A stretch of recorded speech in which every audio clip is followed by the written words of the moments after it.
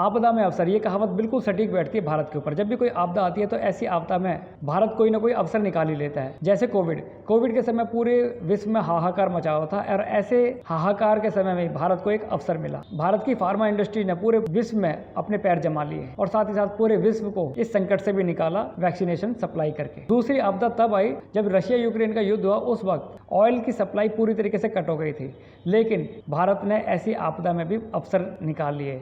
Russia से सस्ता तेल खरीदा, उसे रिफाइन किया और यूरोपियन देशों को बेचा, मुनाफा भी कमाया और अपने यहाँ महंगाई भी नहीं होने दी।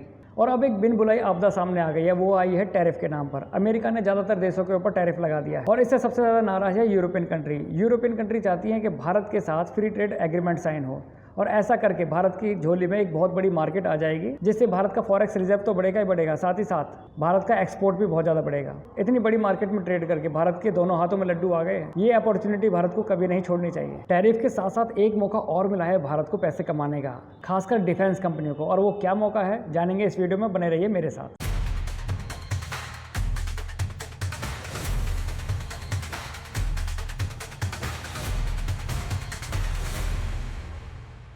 यूक्रेन और रशिया के युद्ध को चलते चलते 2 साल से ज़्यादा हो चुके हैं और अब अमेरिका ने यूक्रेन का साथ छोड़ दिया। अमेरिका चाहता है कि भाई युद्ध लड़ना है तो अपने आप लड़ो, ना तो मैं पैसा दूंगा ना ही हथियार। अब ये सब सुन के यूरोपियन कंट्री के कान खड़े हो गए। उनको एक चीज़ समझ में आ गई कि अमेरिका कभी भी किसी का भी कहीं पर भी साथ छोड़ सकता है। अगर युद्ध लड़ना है तो अपने दम पर लड़ो, वरना लड़ो ही मत।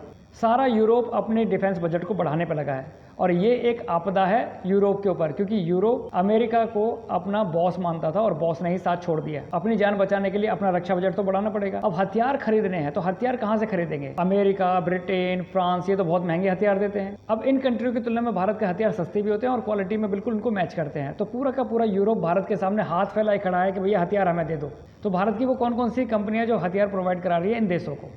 Hindustan aeronautic limited, Bharat dynamic, Larsen and Toubro, Adani enterprises, Tata advance systems, Mahindra defence systems. दोस्तों ये वो कंपनियां हैं जो यूरोपीय यूनियन को तेजस एयरक्राफ्ट, चेतक, ध्रुव एयरक्राफ्ट और DO-28 जैसे एडवांस एयरक्राफ्ट प्रोवाइड करा रही है। दोस्तों ये वो कंपनियां हैं जो आकाश और ब्रह्मोस जैसी मिसाइल यूरोपियन कंट्रीज को दे रही हैं। आने वाले समय में भारत दुनिया का नंबर 1 आर्म सप्लायर देश बनेगा और ये कंपनियां भारत की स्टॉक मार्केट के अंदर भी तहलका मचाएंगी। दोस्तों ये वो कंपनियां हैं जो आने वाले समय में बहुत अच्छा खासा प्रॉफिट तो कमाएंगी, साथ ही साथ भारत का नाम भी स्वर्ण अक्षरों में लिखवाएंगी। भारत का भविष्य उज्जवल है और भारत को ये मजबूत बनाने के लिए एक पिलर का काम करेंगे। और हाँ, इन कंपनियों के लिए एक शेर याद आता है, कहते हैं ना, अभी तो बाज की उड़ान बाकी है, अभी तो परिंदे का इम्तिहान बाकी है, अभी तो इसने लांघा है केवल समुद्रों को, अभी तो पूरा आसमान बाकी है।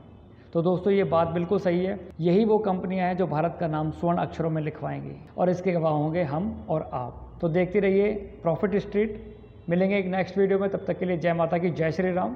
और हाँ, प्लीज़ जाने से पहले लाइक और सब्सक्राइब जरूर कर दीजिएगा। जय